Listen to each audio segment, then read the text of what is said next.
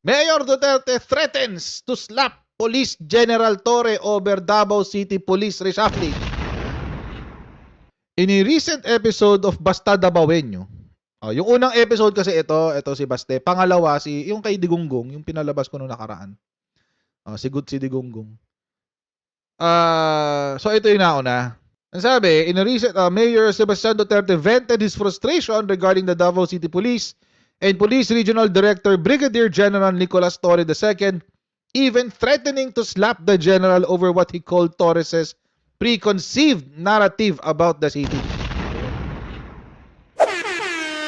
So kung kayo ay nasa US, UK, Canada, Italy, France, Spain, Ireland, and Belgium, ay pwede na kayo magpadala ng Marimeres papunta ng Pilipinas. Gamit po ang Sendwave. Ang gagawin nyo lang ay download ng Sendwave app. Gumawa po kayo ng account. At pwede na po kayo magpadala sa GCash, Cash Pickup, at iba't ibang mga bangko sa Pilipinas. At kapag ginawa nyo po yan sa inyo pong unang padala, ay pwede po kayo makakuha ng karagdagan pang $20 na free credit kung gagamitin nyo po ang promo code na Coach Jarrett. Kaya gamitin na si Sendwave for all of your remittance needs. Ano natin yung balita, guys? Ito yung binalita dyan kanina. Nakbakan ni Davao City Mayor Baste Duterte ang Police Regional Director ng Davao matapos ang rigodon sa Davao City Police. Pinagmumura at pinagbantaan pang sasampalin ng alkalde ang general. Nasa frontline ng balitang yan, si Mayan Los Baños. May sa paon yung tawhanan, kita sa paon yung nakunin. Pag mo palang paon yung nakunin po. Hindi na itago ni Davao City Mayor Baste Duterte ang galit niya sa Regional Director ng Davao na si Brigadier General Nicolas Torre dahil sa tinawag niyang preconceived narrative nito sa Davao City. Sa isang vlog, pinagmumura at nagbanta pa si Baste na sasampalin niya ang general. Usa na sa mga ambisyon o kinabuhi mga general nga Nag-ugat ang galit ni Isa raw sa pangarap niya sa buhay, makasampal na general na gago. Tarantado. Yun sabi ni Baste. Baba naman ang pangarap mo, men. Baba naman ang pangarap mo, men. Makasampal lang ng general na pulis. Yan na yung pangarap mo sa buhay. Grabe, alam niyo yung mga may mga pangarap lang na ganyan sa sa buhay nila. Yun yung mga lumaki sa kalsada. Yung mga kriminal. Yung mga nangangarap manampal ng pulis, yung mga galit sa pulis. Sila simple lang naman yung mga galit sa pulis eh. Sila yung mga kriminal. Kahit mayor ka, kahit presidente ka pa ng Pilipinas, kung galit ka sa pulis, kriminal ka. Meron pa nga mga tatanga-tanga sinasabi, try mo pumunta ng Davao, ganyan, para ma-experience mo yung ganito, ganyan.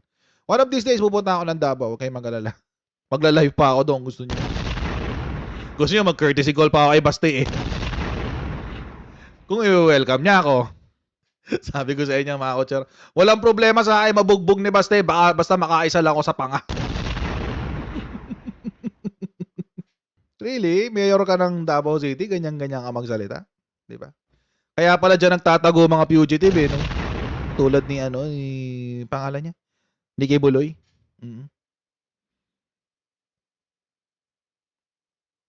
Ganun eh. Kaya pala taguan ng daanan ng mga kriminal, no? Mga Chinese na gustong tumakas ng Pilipinas sa Davao City dumada. Kaya pala yung mga na-issuehan na ng warrant of arrest, tapos tawag dito, nakapag-bail nagtatago, diyan din nakapirme sa Davao City. Oo. Yan pala ang sistema. Alam niyo mga kotsero, wala namang problema sa akin kung magpakaangas si Baste. Kaso nga lang, yung angas niya kasi parang, papansin much. Papansin masyado eh. Trying hard. Sa nga magbakasyon, manonood lang ng concert mga kotsero. Manonood lang ng concert yung magjowa. Yun, patay sa loob ng hotel. Parang akala mo, kapag tapang-tapangan ka, kakampihan ka ng buong Pilipinas. Alam nyo, lumipas na nga yung panahon na yun. Wala nang ganun. Nagsawa na ang mga Pilipino sa ganong klase ng governance. Kasi, nakita ng mga Pilipino na, hindi pala ganun lang ang governance, no? Hindi lang pala puro angas. Kita kasi natin, o tingnan si Digong, puro angas, puro angas. Tapos, anong nagawa sa Pilipinas? Wala. 'Di ba? Puro nostalgia. Puro tawag dito. Puro pabida, puro pabida. Wala naman na-accomplish. Nilubog pa ang Pilipinas sa 6 trillion na utang. Yung build nga, hindi natapos yung mga big ticket projects niya. Bakit? Kasi umatras ang China. 'Di ba? Pinaasa siya ng China. Inaway-away niya si Amerika ng 4 na taon, tapos on the 5th year, 2021, biglang bumalik. Bakit? Na-disappoint siya kay China eh. Alam nyo, ang governance, hindi nakukuha sa angas. Nakukuha yan sa galing.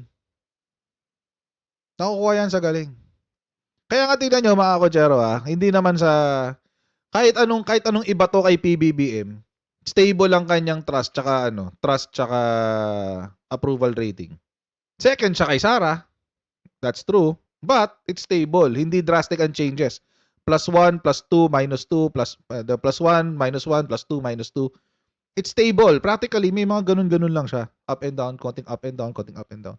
Pero si Sara, no. Ang lalaki ng bagsak niya. -9, -11, -7. Ito lang siya nakarecover +2 sa Pulse Asia. Tapos ano pa nangyari? Yung kanyang trust rating hindi nagbago, 71%. Walang pagbabago, 71%. Walang nadagdag, pero wala ring nabawas. Wala mang nabawas, pero wala ring nadagdag. So baka yung na-survey doon, sa survey na yon, sila ulit. 'Di ba? Baka sila ulit yon. Kung sino man yung, baka, ewan ko, ako, nag-iisip lang naman ako, 'di ba? Ba't wala magbabago? Doon nasusukat ang governance. Hindi sa angas. Sawa na ang tao sa angas. Yung huling presidente na nag-angas, 20,000 ang namatay. Ngayon, nagsalita pa ang ating Solgen. Kagabi, tinapik natin yan. Nagsalita ang ating Solgen. Ano nang sinabi ng Solgen?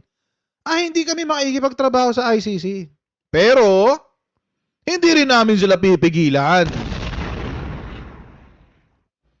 Ibig sabihin, pumasok lang kayo kung gusto mag-imbestiga. Walang problema. Nagtatatalak na sila Harry Roque niyan. Malamang sa malamang. Nagtatatalak na sila. Ayan na, Marcos government, balentong na, etc. etc. Alam nyo, kahit sabihin nyo na bumalentong si PBBM dyan sa kanyang posisyon sa ICC, consider the fact na ang unang tumraidor kay PBBM ay si Digonggong. Consider that fact. At ang nakakatawa pa mga kotsero, yung plano nitong mga DBS na to, mga Duterte Balahura supporters, has been there since 2022. It's their fault. Tapos ang nakakatawa pa dito sa mga taga-SMNI, no? Yung mga tagapagtanggol ni Kibulok. Nagpunta sila sa UN para mag-file ng complaint on human rights violations sa UN, sa United Nations. Okay, walang problema. 'Di ba? O di ba pasukin na rin pala ang ICC sa Pilipinas? Total naman, naniniwala din pala itong mga Duterte Balahura supporters sa foreign intervention. Basta pabor sa kanila. Tuloy na nga natin yung video. Mayor Baste kay Torre nang palitan nito ang 19 na station commander sa lungsod. Inalis din ni Torre ang dating police director ng Davao City Police. 3 beses nagpalit ng tao hanggang sa maitalaga si Colonel Hansel Marantan nang wala raw konsultasyon sa alkalde. Una nang sinabi ni Torre na utos mismo ng Camp Crame ang pag-appoint kay Marantan. Bukod naman sa balasahan, binatikos din ni Mayor Baste ang 3-minute response time strategy na gustong ipatupad ni Torre sa Davao. Ibig sabihin, sa loob lang ng 3 minuto ay dapat makaresponde na agad ang mga pulis. Hindi raw yan makatotohanan.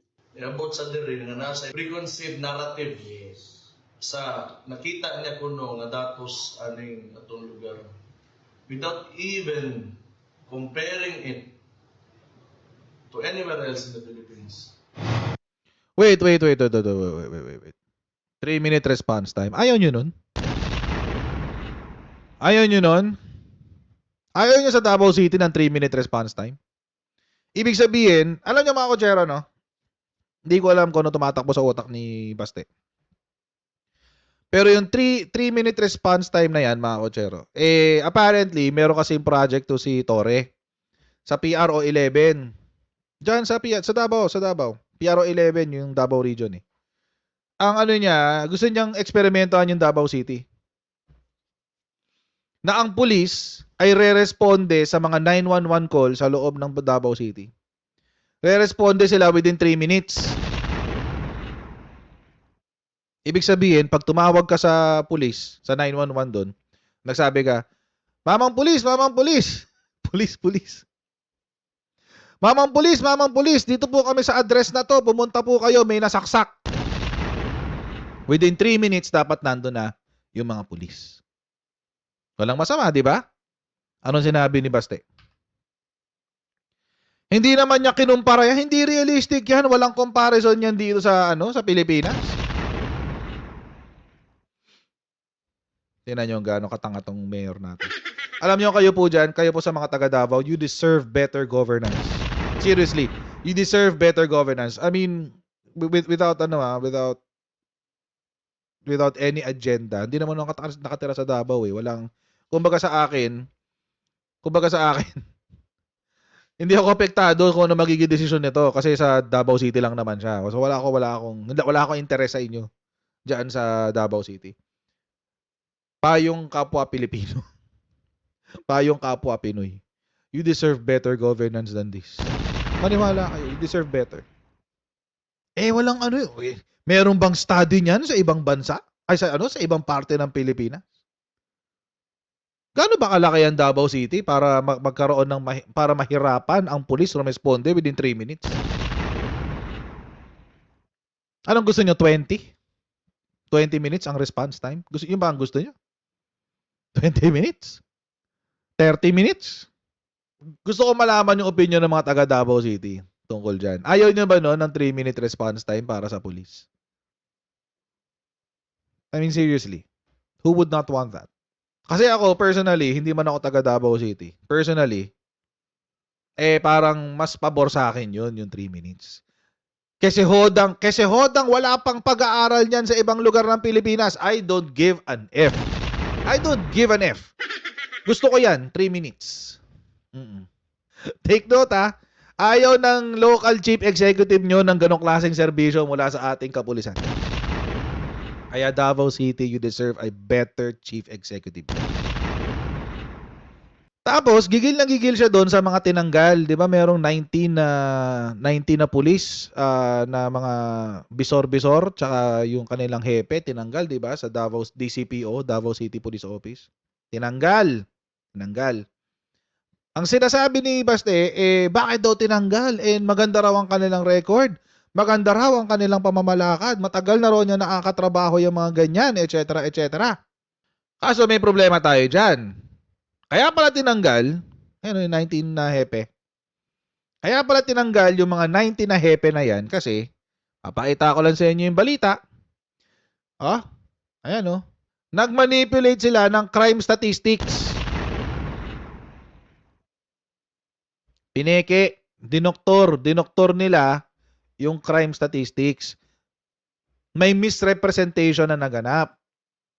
Misrepresent nila yung numero ng krimen na nagaganap sa loob ng Davao City. Ang sabi niya, ang nakahuli kasi niyan si Torre. PRO 11 Regional Director Police Brigadier General Nicolas Torre III made a directive following a DCPO report showing that about 41 rape incidents and 22 killings and 3 cases of physical injuries were recorded from January to May 2024. This translates to 1 killing and 2 rapes per week for the 22 weeks covered by the DCPO report. Kaso mga kotsero, nililinis nila yung blatter.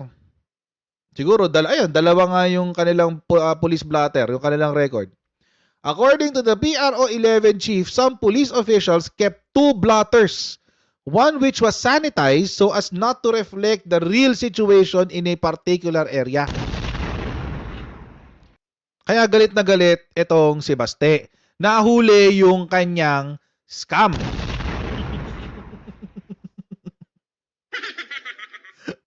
Bistado yung scam nila para i-build up siya. Oh, ayan, huli. So, yung sinasabi nilang, Davao City is the safest city, etc., etc., Davao City is the safest city, whatever. Hindi pala totoo yun. Kasi, apparently, every week, kung titignan na i-average mo weekly, yung mga numero na meron ang Davao City Police Office, every week, linggo-linggo, may 2 nare-rape at 1 napapatay. Linggo-linggo. Kaya nga mga kotsero, Davao City deserves better. Maraming nagko-comment sa akin sa mga sa mga videos ko, maraming nagko-comment sa akin na mga taga Davao. Syempre dahil taga Davao City sila, support sila kay Digong, kay Baste, etc., etc. Walang problema doon. Hindi ko naman kayo kinukumbinse na talikuran ng inyong political idols. So, gusto ko lang mga kotsero, kahit na ina-idolize nyo sila, alam nyo yung katotohanan. Wala problema dun eh. Kahit ina-idolize nyo sila, wala nang papares pa kay Digong, wala nang papares pa kay Baste, wala nang papares pa kay Sara.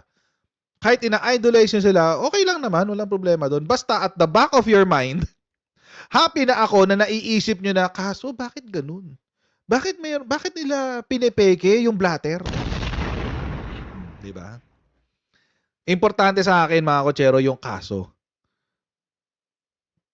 Duterte, best president ever. Kaso bakit may 6 trillion na utang ang Pilipinas nung si Digong ang presidente? Bakit may 20,000 na patay nung si Digong ang presidente? Happy na ako dun, guys. Seryoso. Happy na ako dun. Kasi ibig sabihin, marunong pang mag-isip yung mga tao na yun. So mga kotsero, kaya nang gigigil to si Baste kay pangalan niya. Kay Torre. Alam niyo mga kotsero, ito lang naman yung sa akin. Buti sana, kung okay din siyang mayor eh. Di ba? Buti sana kung mahusay din siyang mayor. In the 3 years na siya ay naging mayor, what has been the significant accomplishment of this person? Seriously. Total naman mga kotsero, kinoconsider nilang iboto tong si Baste bilang senador. Aangat na siya sa national kung gugustuhin man niya. Actually, doon sa same video na yun, sa same interview na yun, sinabi niya, nung ngayon kung gusto kong tumakbong senador, ganyan. Nag-iinat pa siyang gano'n. Inat-inat pa siyang ganyan. Nung ngayon kung gusto kong tumakbong senador, wala naman kayo magagawa. Wala naman talaga tayo magagawa. Nasa constitution yun eh. Pero, ang magagawa ko, hindi kay boto. Mas matindi yun. What has he done for Davao City that is worth mentioning? That is worth emulating by other LGUs? War on drugs. Na 7 ang patay sa unang 2 hours o 3 hours yata. O first 24 hours, 7 agad ang patay. O, gusto niya, yung accomplishment niya, mangolekta ng bangkay. Kumita ang mga morgue. Kasi alam nyo, mga kotsero, buti sana, tulad nito, ni-research ko kanina, kamusta ba ang poverty rate ng... Kasi marami mga DDS na nagsasabi. Yaman-yaman ng Davao, ang ganda-ganda sa Davao, etc., etc. So, wala problema. Kung maganda, di maganda. Davao del Norte pa lang napupuntahan ko eh. Pero matagal na yun. Panahon pa ni Panot Aquino yun. May ganong klaseng kwento. Okay, wait lang. Bakit last year, may ganitong report? Over 333,000 households poor in Davao region. Buong region naman yan in fairness. Pero ilan kaya ang share dyan ng Davao City? The Department of Social Welfare Development Field Office in Davao, which covers the Davao region, has identified 333,513 households out of 903,267 assessed in the region as considering themselves poor through the National Household Targeting System for Poverty Reduction, also known as Listahan 3. Tapos sasabihin ng mga tao dito, mga taga Davao yung mga Duterte Balahura supporters. Hindi, yaman-yaman ng Davao. Yaman-yaman ng Davao City. Basta Davaoenyo. Basta Davaoenyo. Kailan ako. Tingnan man natin sa PSA.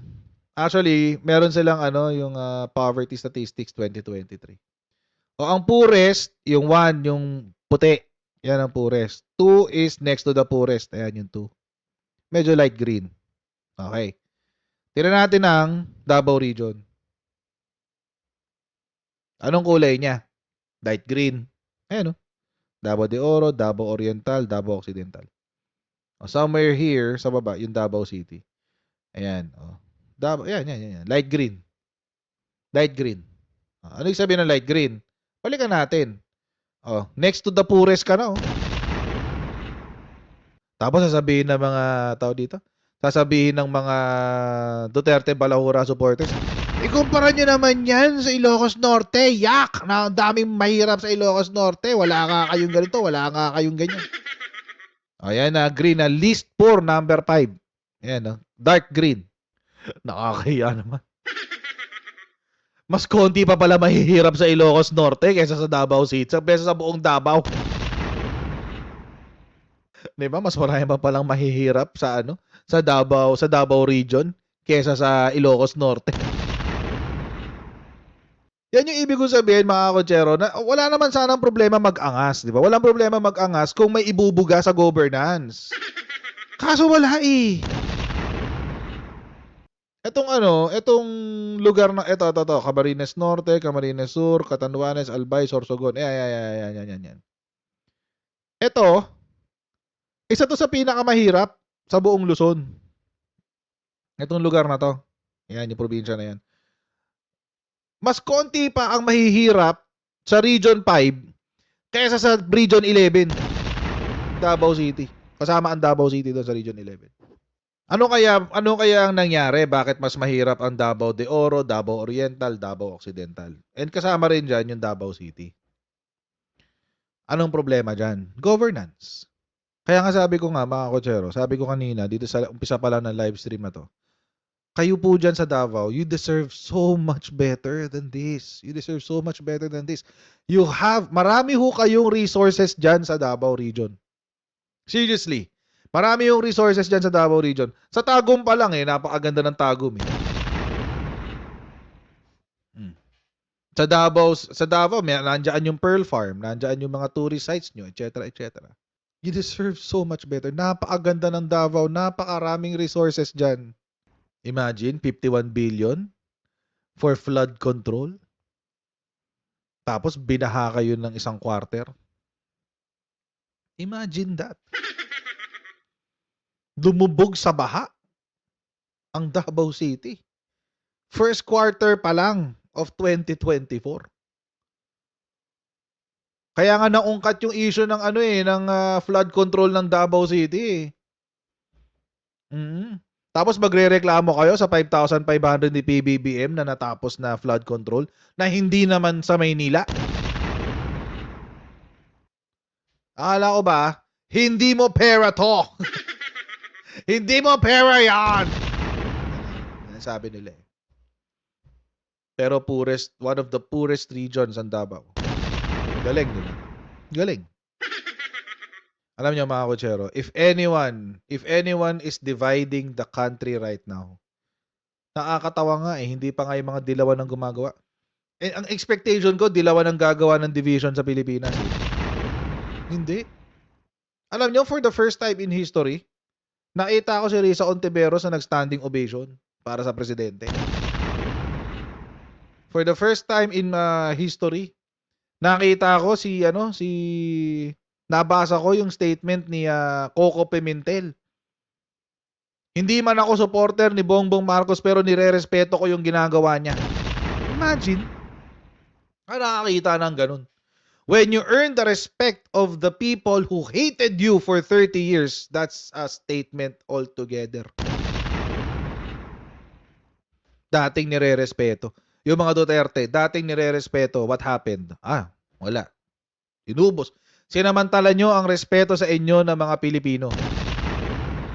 Inutuuto nyo, pinagmukhaan yung tanga, etc. etc. Inabuso nyo ang pagtitiwala ng sambayan ng Pilipino sa inyo. Ngayon, anong nangyari? Wala. The tables are slowly turning. Ang pagtitiwala, parang bangko yan. Pag nag-deposit ka, kapag habang pinagkakatiwalaan ka ng tao, nandiyan lang yung tiwala ng tao sa'yo. Pero kapag ikaw may palya, may ginawa kang kabalbalan, nagwi-withdraw ang tao sa'yo ng tiwala. Ay, ba't ganun? Kaso ganito. Diba? Mahal daw niya ang Pilipinas. May pahalik-halik pa si Digong sa sa plug ng Pilipinas. Kaso ba't niya sinuko ang West Philippine Sea? O, withdraw. Sabi ni Digong, payayamanin, babawasan daw niya ang utang ng Pilipinas. Kaso nagdagdag ng 6 trillion. O, withdraw. Hanggang sa maubos ang tiwala. Sabi niya, uubusin daw niya ang drug sa Pilipinas. Kaso mga Pilipino ang naubos, 20,000 ang patay.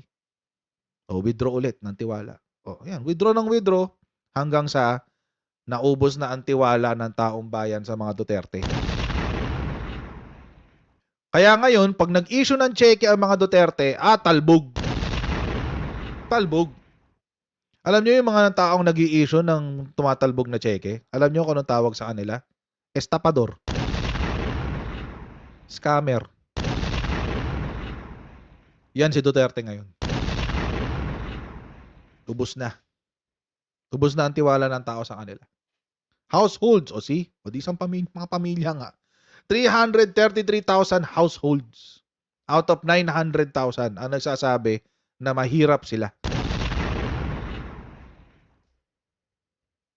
So, yun ang survey. You deserve better governance. I mean, seriously, take it from someone who na legit na nagmamahal talaga sa Pilipinas. Alam niyo mga kotsero, ang dami kong pagkakataon na umalis ng Pilipinas. Maniwala ko kayo.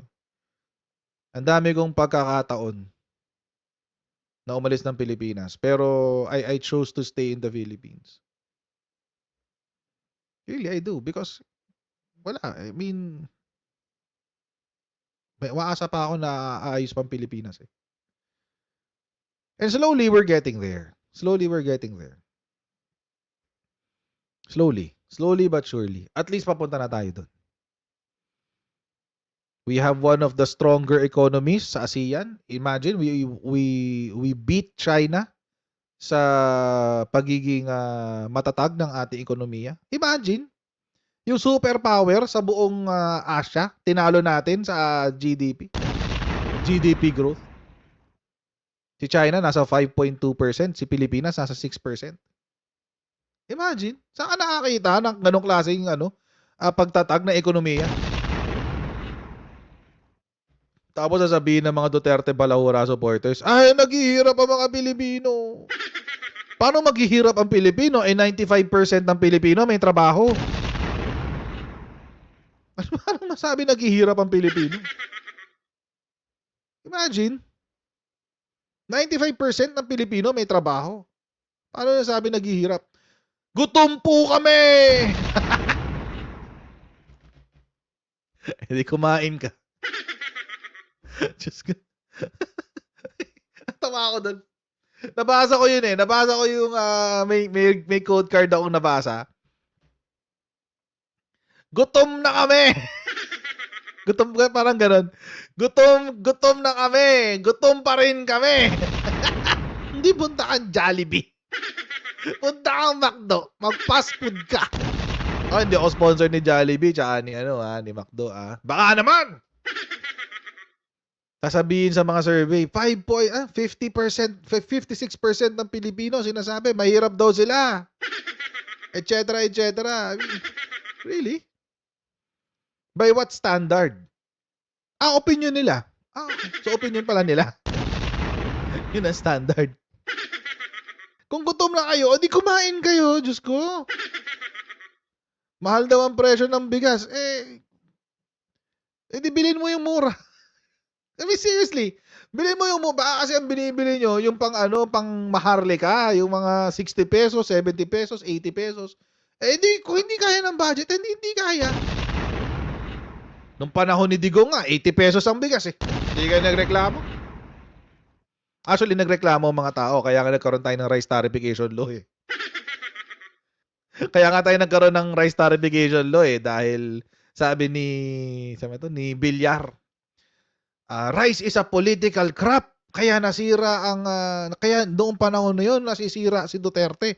Kaya isinulat natin ng rice tarification law. Ay, shucks, my goodness. Kung gutom kayo, wag na kayong bumili ng Red Horse. 50 pesos din yan. Diba? Nagrereklamo kayo sa bigas pero wala kayong pambili ng pero meron kayong pambili ng Red Horse o may pambili kayo ng gin bulag. Tapos magrereklamo kayo sa presyo ng bigas.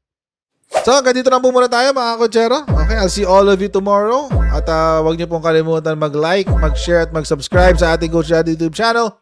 And pa-follow din po tayo sa ating Facebook page para lagi kayo updated sa mga ganap sa aking channel. And I'll see all of you in our next live stream, guys. God bless. See you next time. Bye.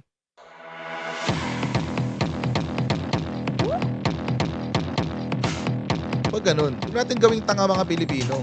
Mas maganda kasi nasa lugar ka ng tama kaysa yung pinipilit mo yung pagkakamali.